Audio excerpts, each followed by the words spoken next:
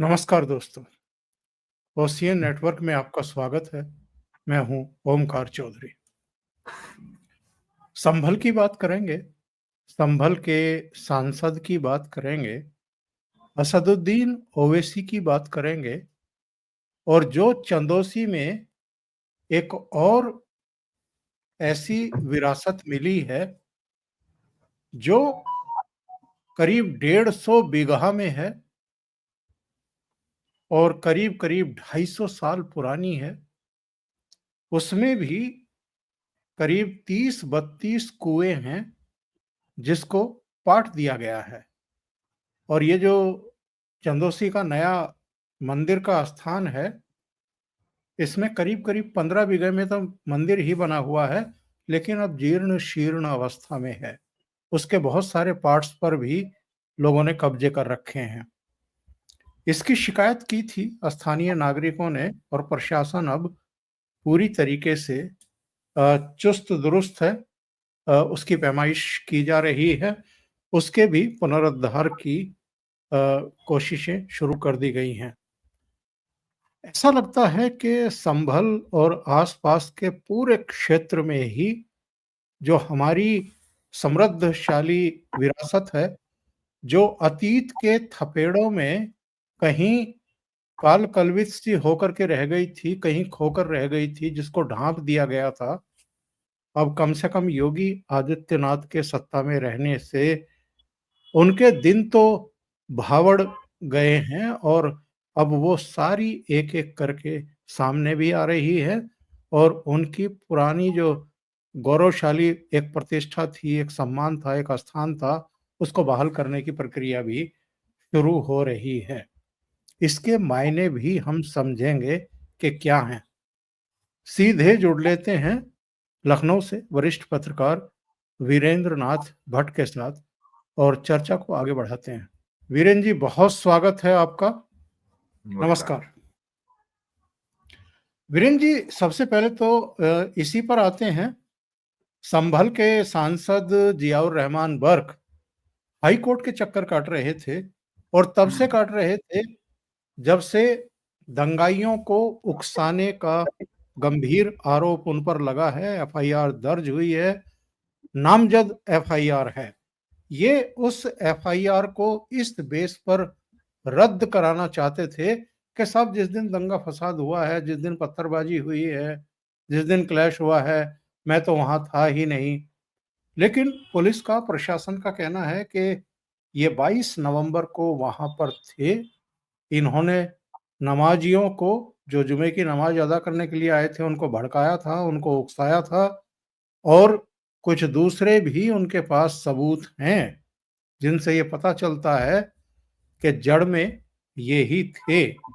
और इनके पीछे कौन-कौन है ये तो जांच का विषय है, लेकिन ये एफआईआर रद्द कराने गए थे। हाई कोर्ट ने इनकी अपील को, इनकी याचिका को खारिज कर दिया है। इनको एक बड़ा झटका लगा है।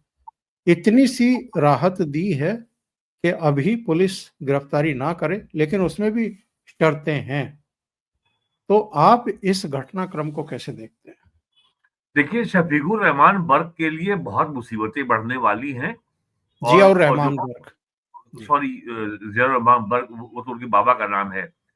और ये सारी बातें खबरों में, अखबारों में आ चुकी हैं कि संभल की हिंसा का अब अंतर्राष्ट्रीय कनेक्शन सामने आ चुका है। आपने देखा है कि पाकिस्तान के कारतूस वहां बरामद हुए हैं और एक शातिर अपराधी जो वहां का हिस्ट्री शीटर है, उसके खिलाफ तमाम मुकदमे दर्ज हैं। वो वहां से फरार हो चुका है। इस समय कहा जाता है कि वो दुबई में है। और भी चीजें उसमें सामने आई हैं। तो हमें आपको कोई आशा नहीं होना चाहिए यदि किसी भी दिन इस मामले में एनआईए की एंट्री हो जाती है। नेशनल इन्वेस्टिगेशन एजेंसी की इसमें एंट्री होगी। इसके अंतर्राष्ट्रीय तार अब सामने आ रहे हैं। कश्मीर के लोगों से भी इसके इसके मामले आ रहे हैं और सीमा पार पाकिस्तान से भी इसके जो है लिंक सामने आ रहे हैं। हमें ये नहीं भूलना चाहिए कि जो संभल है वो एक तरीके से देवबंद के बाद रेडिकल इस्लाम का, कट्टरवादी इस्लाम का एक गढ़ है। और संभल में आजादी के बाद से लेके पिछली सपा सरकार जो 2017 में चली गई तब तक हिंदुओं के खिलाफ एक संगठित हिंसा का एक लंबा 70 साल का इतिहास है। हिंदुओं के दंगा कर में हिंदुओं का नरसंहार, उनकी प्रॉपर्टी खरीद पे कब्जा करना, दुकानों पे कब्जा करना, और 1978 के दंगों से लेके अब तक जो है 209 हिंदुओं की हत्या की गई है वहां के दंगों में। और एक नेता का नाम बार बार आता है, मंजर शफी। ये ये वही मंजर शफी है जो 1978-79 में अलीगढ़ मुस्लिम यूनिवर्सिटी का छात्र नेता था। और ये वो जो उस समय एक संगठन बना था, Simi, student Islamic movement of India, जिसको केंद्र सरकार ने बैन कर दिया था, वो बैन आज तक चला है। और वो जो है अब पीएफआई के रूप के नए अवतार के रूप में सामने आ चुका है, people popular front of India. उसको भी केंद्र सरकार बैन कर चुकी है। और पॉपुलर फ्रंट ऑफ इंडिया का तो ये आपको मालूम ही है, उसका ये टारगेट है, लक्ष्य है कि 2047 तक भारत को इस्लामिक राष्ट्र बनाना है। तो ये संभल में जो हुआ है, ये मामला बहुत दूर तक जाएगा, देश की राजनीति को बड़े पैमाने पे ये प्रभावित करेगा। और ये जो ज़ियाउर रहमान बर्क साहब हैं, ये तो बहुत छोटे से एक प्यादे हैं। और पुलिस के पास इस बात का भी सबूत है, ये अखबार खबर भी आ चुकी है अखबारों में, कि शाहजहांपुर के मदरसे से भी छात्रों को बुलाया गया था, आसपास के गांवों से लोगों को बुलाया गया था। और पूरी जो लेकिन जो घटनाक्रम हुआ है और जिस तरीके से एक तरफा कार्रवाई हुई है, आपने देखा होगा कि अब तक समाजवादी पार्टी या अखिलेश यादव इस मामले को सामुदायिक दंगा नहीं बता रहे हैं। वो ये बता रहे हैं कि संभल के जिला अधिकारी और एसपी ने साजिश करके वहां हिंसा कराई। भारत के इतिहास में आज तक कभी किसी नेता ने किसी जिले के डिस्ट्रिक्ट मजिस्ट्रेट और सुप्रीटेंडेंट ऑफ पुलिस के ऊपर इस तरह का अनूठा आरोप नहीं लगाया था कि डीएमएसपी ने साजिश की। डीएमएसपी के ऊपर आरोप ये लगता है कि आप अक्षम रहे, आप हिंसा को रोकने में असफल रहे, इंटेलिजेंस फेल्योर था, आप और यदि तनाव था तो आपने समुचित तैयारी नहीं की। और कुल मिला के प्रशासनिक अक्षमता के आरोप लगते हैं। लेकिन ये आरोप कभी नहीं लगता कि डीएमएसपी ने दंगा कराया हो। और सच तो ये है कि अखिलेश यादव को, समाजवादी पार्टी को, ये समझ ही में नहीं आ रहा है कि इस मामले से कैसे निपटा जाए। आपने देखा होगा अभी पिछले हफ्ते समाजवादी पार्टी के नेताओं की एक डेलीगेशन संभल गया था। उसको लीड किया था leader opposition UP assembly Mata Prasad Pandey ने, जो पहले विधानसभा अध्यक्ष भी रह चुके हैं। उसके एक दिन पहले अखिलेश यादव ने प्रेस कॉन्फ्रेंस करके बयान दिया कि मुख्यमंत्री का आवास जो है लखनऊ में, उसके नीचे भी शिवलिंग दबा हुआ है। अब ये इतना गैर जिम्मेदार और इतना अजीबोगरीब बयान था, वो ये भूल गए कि उसी बंगले में 5 साल वो भी रह चुके हैं एज ए चीफ मिनिस्टर।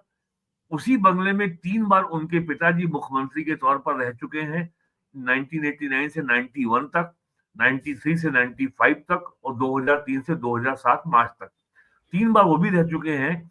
4 बार मुख्यमंत्री रही है बहन मायावती जी, बहुजन समाज पार्टी की नेता, 4 बार वो भी रह चुकी हैं। तो अब ये सवाल उठता है कि इस बयान के देने का मतलब क्या है? क्या आप सनातन संस्कृति का माहौल उड़ा रहे हैं? क्या सनातन संस्कृति का माहौल उड़ा करके, मजाक बना करके आपको लगता है कि आप संभल के मुसलमानों को बड़ा सकारात्मक संदेश दे रहे हैं और वो बड़े प्रसन्न होंगे? भाई, आप सनातन धर्म का मजाक बना रहे हैं, और अगर ये संदेश जाता है कि साहब इससे ये मुसलमानों को अच्छा लगेगा, तो इससे तो हिंदू मुसलमानों के दिलों में बैर बढ़ेगा ना। क्यों चाहेगा मुसलमान कि हिंदुओं से उसकी जो है दूरी बढ़े? तो एक तो ये काम इन्होंने किया है। तो शफीकुर रहमान, ये जो ज़ियाउर रहमान बर्क हैं, ये बहुत दिन तक जो है ये बच नहीं पाएंगे।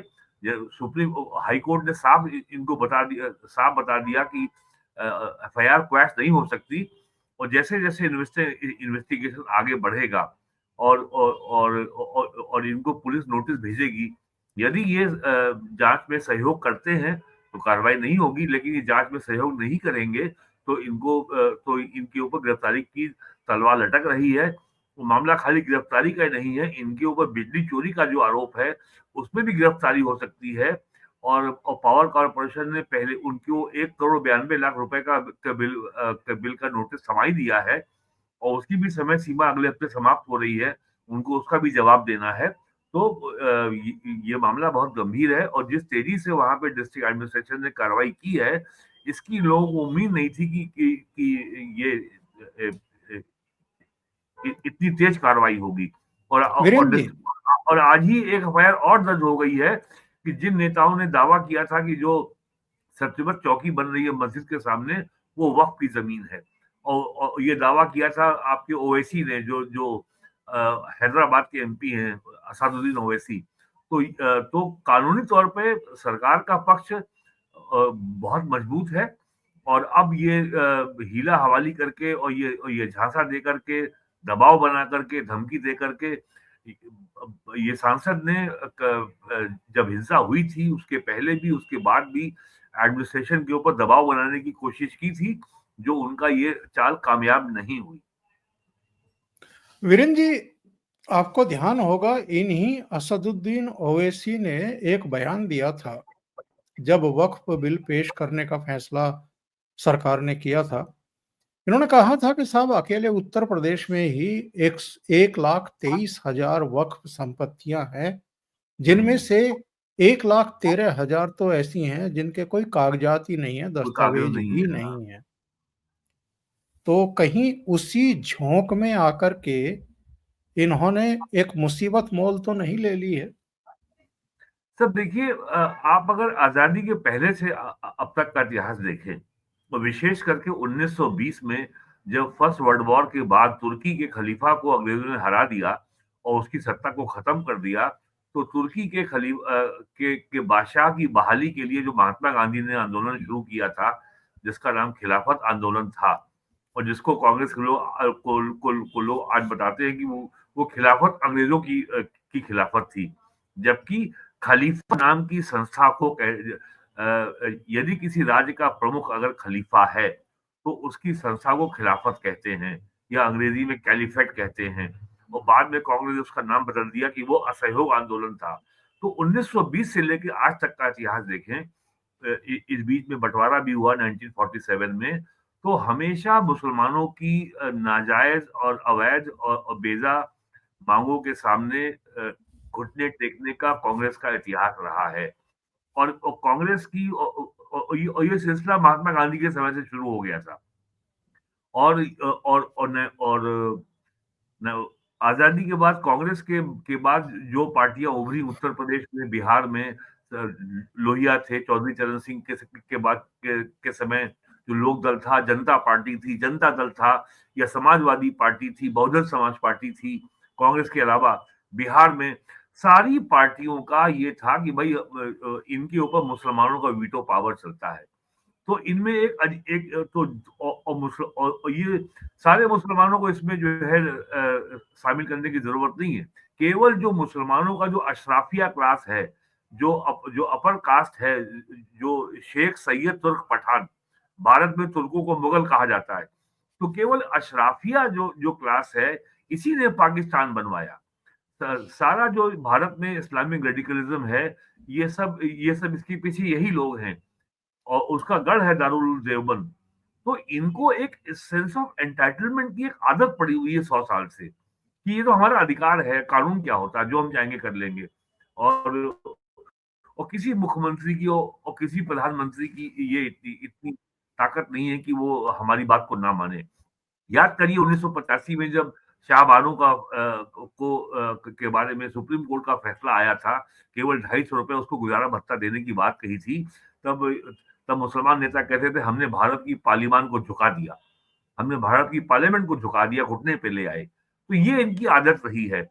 और वीरेंद्र जी, जिस तरीके से मैंने ये तो सवाल एक्चुअल में इसलिए पूछा कि इन हाँ, लोगों की एक आदत बनी हुई है आदत कि बनी आप हुई इस है। तरह के दावे कर दीजिए, हाँ, प्रशासन हाँ, को, शासन को प्रेशर में ले हाँ, लीजिए और फिर उसके बाद लोगों को एकजुट करिए, लामबंद करिए, उनका वोटों का ध्रुवीकरण करिए और अपना हुँ, खेल चलाइए आगे। तो अगर एफआईआर दर्ज हो गई है, अभी तो बिना नाम के हुई है, लेकिन इन्वेस्टिगेशन होगी होगा। तो नाम तो इनका आएगा, क्योंकि ट्विटर पर इन्होंने वो तथाकथित दस्तावेज जो है वो साझा किए हैं। हाँ, हाँ, तो ये तो बकायदे फँसेंगे ही फँसेंगे। सबूत तो अगर दिया ही आप इन्होंने। कानूनी दांव पेच में आप फंसेंगे तो ये तो मुसीबतें शुरू हुई हैं एक तरीके से। इनकी मुसीबत अभी बड़ी ये आने वाली है कि 12 दिसंबर को ये सुप्रीम कोर्ट गए थे सर्वे के खिलाफ। सुप्रीम कोर्ट ने इनको 6 जनवरी तक इलाहाबाद हाई कोर्ट में जाने का आदेश दिया था। आज 3 जनवरी हो गई है और विंटर वेकेशन के बाद कोर्ट खुल भी गई है। अभी तक इन्होंने ये रिट फाइल नहीं कर पाए हैं। अगर ये हाई कोर्ट जाएंगे तो उसमें भी इनके दावेदारी पे सवाल खड़ा होगा कि जब 1904 के archaeological survey of India act के तहत ये जामा मस्जिद 1920 से एएसआई के कंट्रोल में है, तो ये मस्जिद मैनेजमेंट कमेटी कहां से आ गई? मस्जिद मैनेजमेंट कमेटी का कानूनी आधार क्या है? हाई कोर्ट में पूछा जाएगा कि आप किस हैसियत से यहाँ पे पिटिशन लेकर के आए हैं। इनसे एएसआई ये भी कह सकती है कि आप जो है इस पे अपना अवैध कब्जा खाली कीजिए। आपने यह एक संरक्षित, एक प्रोटेक्टेड मॉन्यूमेंट है और आपने इसके स्वरूप में छेड़छाड़ की है।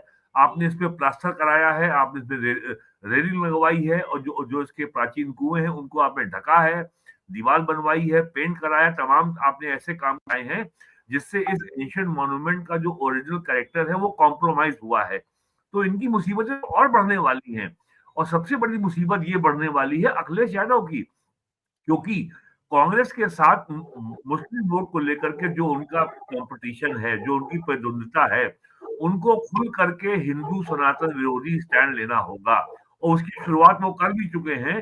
पिछले हफ्ते जो उनका डेलीगेशन गया था उसमें 5 लोग जो मारे गए थे उस हिंसा में, प्रत्येक परिवार को उन्होंने 5-5 लाख रुपए दिए हैं। लेकिन बहराइच में जो हिंसा जो हुई थी नवंबर में, उसमें जो रामगोपाल मिश्रा की हत्या की थी, जो हत्या हुई थी, जो उसको घेर के मारा था मुसलमानों ने, वहां ना तो पैसा तो बहुत दूर की बात है, कोई डेलीगेशन भी नहीं किया। समाजवादी पार्टी ने उसके बारे में कोई जांच पड़ताल करने का प्रयास नहीं किया। तो संभल से तो मुझे तो अब ये बात स्पष्ट सामने आ रही है कि एक सनातन संस्कृति के पुनर्जागरण का एक अद्भुत आंदोलन सामने आ रहा है। और आपको याद है, आपको मालूम ही है, कुछ ही महीने पहले प्रधानमंत्री ने कल की मंदिर के शिलान्यास किया था, इसी संबल में ही आचार्य प्रमोद कृष्ण को लेके गए थे और शायद ये बात होगी मार्च की, उन्होंने किया था, इलेक्शन के पहले हुआ था। तो संभल से तो एक बहुत बड़े आंदोलन पड़ने की उम्मीद है।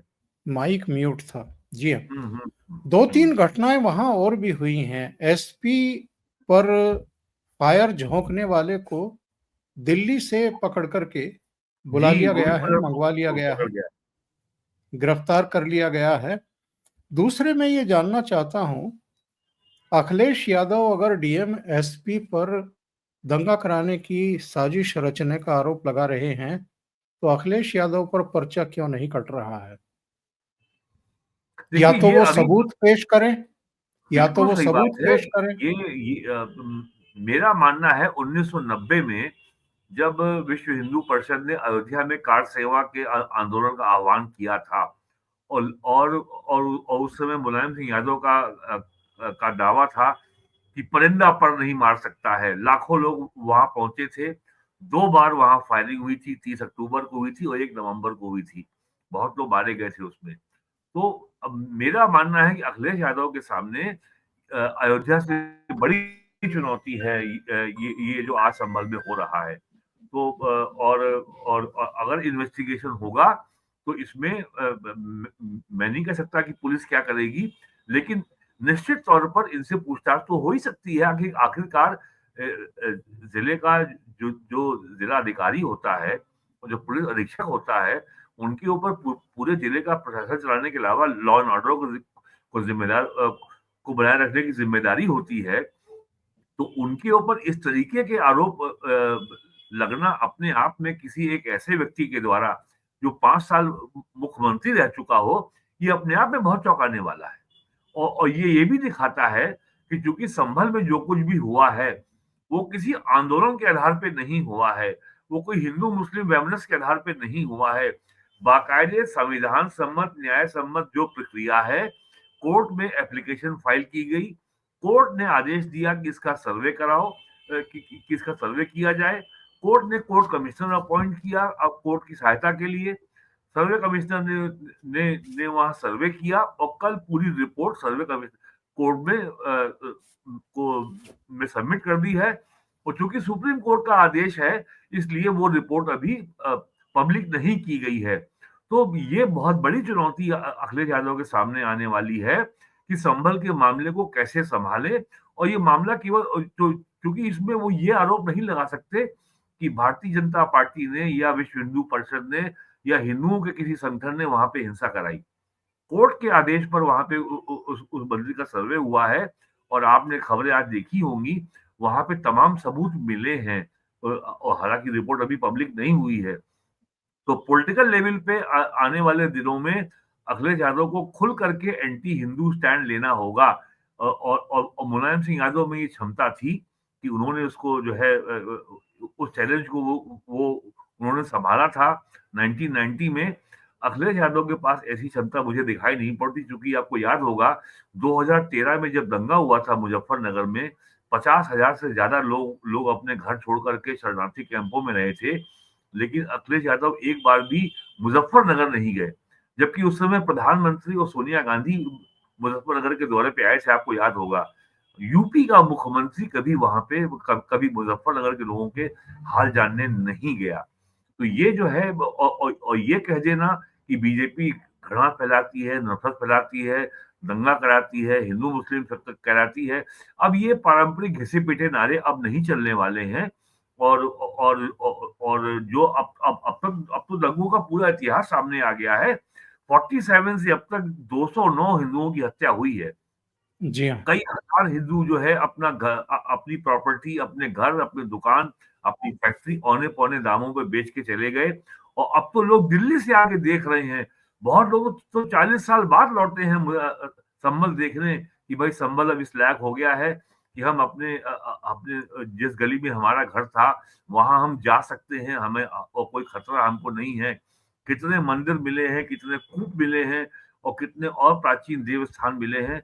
ये सारा विवरण आप अपने पिछले कार्यक्रम में देख चुके हैं। और ये सिलसिला अब संभल से बढ़ के आगे चंदौसी पहुंच गया है।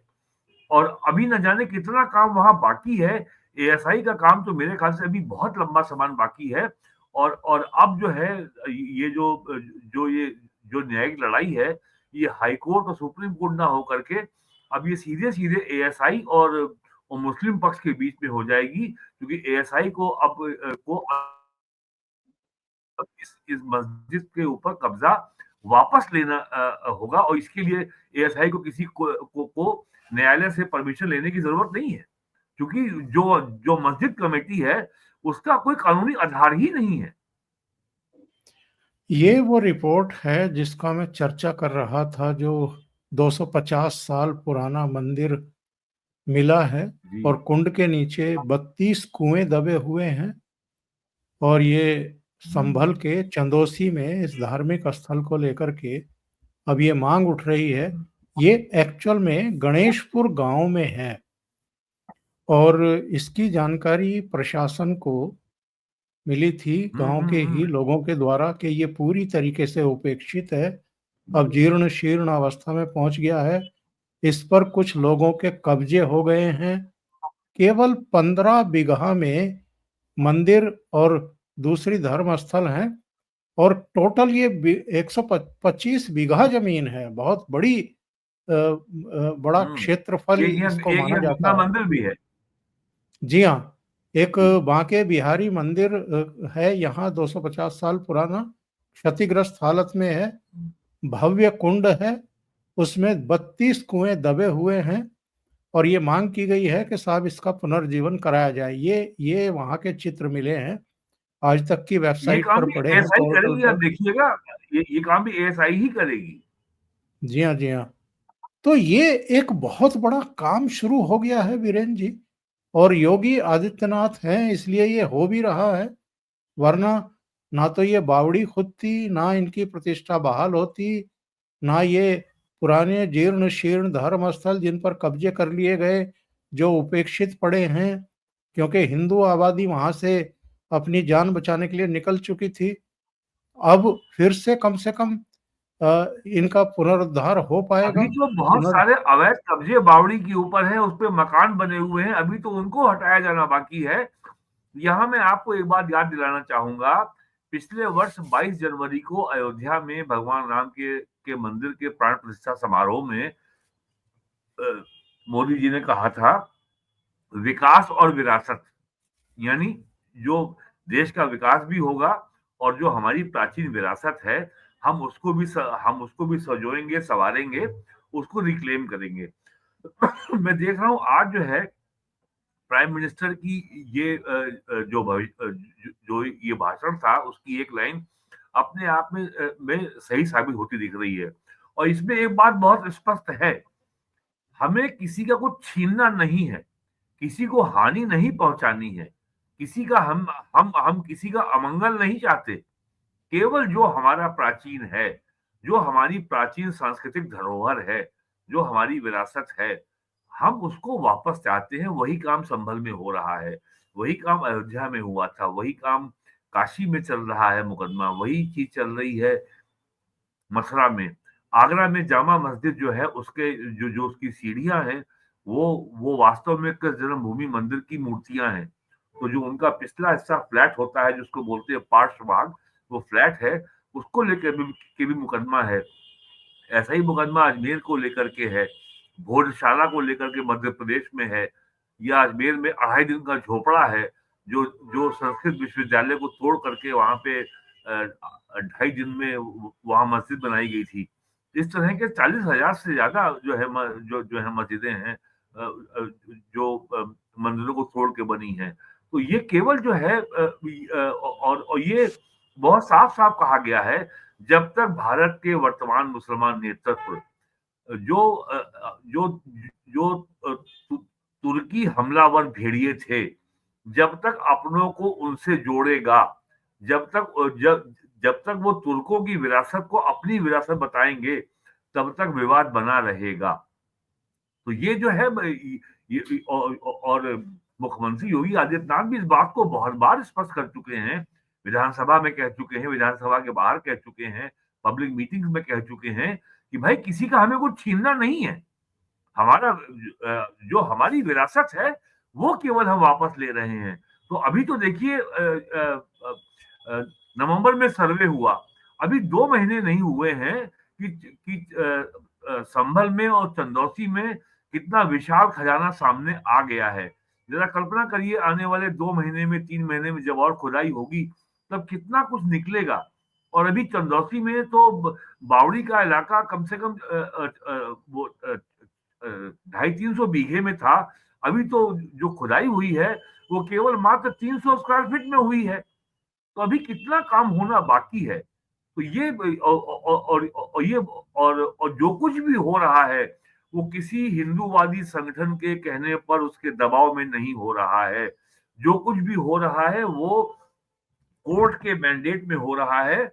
और जो वहां पे संभल में जो महंत ऋषिराज गिरी हैं, जो जो वहां संभल के एक मंदिर के महंत भी हैं, वो ही इसके पिछले 5 सालों से इसका अभियान चला रहे थे। और उन्होंने ही जो है जो वकील विष्णु जैन से संपर्क किया, और जो कुछ सामग्री इन्होंने इकट्ठा की थी महंत जी ने, ऋषिराज गिरी जी ने, उसके आधार पर विष्णु जैन ने मुकदमा दायर किया और ये मामला आगे बढ़ा। इसमें तो भारतीय जनता पार्टी या आरएसएस या विश्व हिंदू परिषद का दूर दूर तक इससे लेना देना है ही नहीं। और ये मामला नहीं कहां तक पहुंच गया। और ये सब इसलिए हो गया कि योगी आदित्यनाथ ने, मुख्यमंत्री ने केवल ये अधिकार दिया है, फ्री हैंड दिया है डिस्ट्रिक्ट एडमिनिस्ट्रेशन को, जो कानून सम्मत हो वो किया जाए। आज जो है 22 नवंबर को हिंसा हुई थी संभल में, अभी 2 महीने नहीं हुए हैं, लेकिन अखिलेश यादव के डीएमएसपी के ऊपर गैर जिम्मेदार आरोप के अलावा मुस्लिम पक्ष की ओर से आज तक एक भी बात ऐसी नहीं वो ला सके हैं जहां वो ये कह सकें कि डिस्ट्रिक्ट एडमिनिस्ट्रेशन ने उनके संग कोई अन्याय किया है या उनकी सुनवाई नहीं हो रही है। उन्होंने सत्यव्रत पुलिस चौकी जो बन रही है, उसके बारे में भी दावे पेश किए, और डीएम ने कहा कि जो जो डॉक्यूमेंट आपने दिए हैं वो अनरजिस्टर्ड हैं, उनकी कोई कानूनी वैधता नहीं है। तो बिल्कुल। अब तक आप तो यानी मुसलमान जो मुस्लिम पक्ष की जो स्टैंडर्ड प्रैक्टिस रही है, विक्टिम कार्ड खेलना, वहां पे हिंसा करके मुसलमानों ने विक्टिम कार्ड को खेलने का अधिकार भी अब खो दिया है। तो ये मामला हिंदू मुस्लिम है ही नहीं, ये मामला जो है मस्जिद कमेटी और एएसआई के बीच में है, ये मामला न्यायालय और मस्जिद कमेटी के बीच में है, ये मामला न्यायालय और मुस्लिम पक्ष के बीच में है।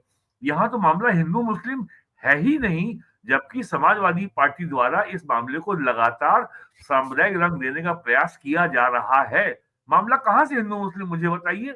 जो पत्थरबाजी हुई थी मस्जिद में 24 नवंबर को रविवार के दिन, तो उसमें हिंदू कहाँ थे?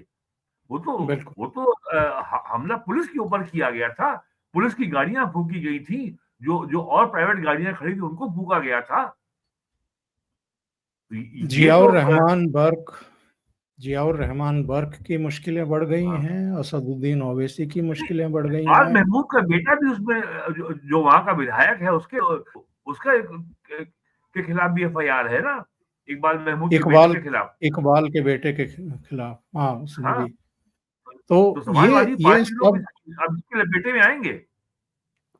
ये सब नपेंगे, और मैं नहीं हम्म, मानता कि जब इन पर कार्रवाई होगी तो अखिलेश यादव की जो गलत बयानियां हैं वो उनको कोई किसी तरह की बख्शीश मिलने वाली है। वीरेंद्र जी, बहुत धन्यवाद आपका, आपने इतना समय निकाला। मैं एक बार और कह दूं, और यहाँ सबसे जी बड़ी हाँ, समस्या इनके सामने ये आ रही है कि जो इनके पारंपरिक जो इनके बहाने होते थे, जो इनके टूल्स होते थे कि साहब मामला है कि वो ये अत्याचार हो रहा है मुसलमानों के ऊपर और बीजेपी जो है हिंदुओं की सरकार है, ये सारे जो इनके लटके झटके हैं, जो इनके पारंपरिक तौर तरीके हैं, पॉलिटिकल तौर तरीके, वो यहाँ काम नहीं आ रहे हैं, क्योंकि ये मामला कम्युनल है ही नहीं, ये मामला हिंदू मुस्लिम का झगड़ा है ही नहीं यहाँ पे मामला।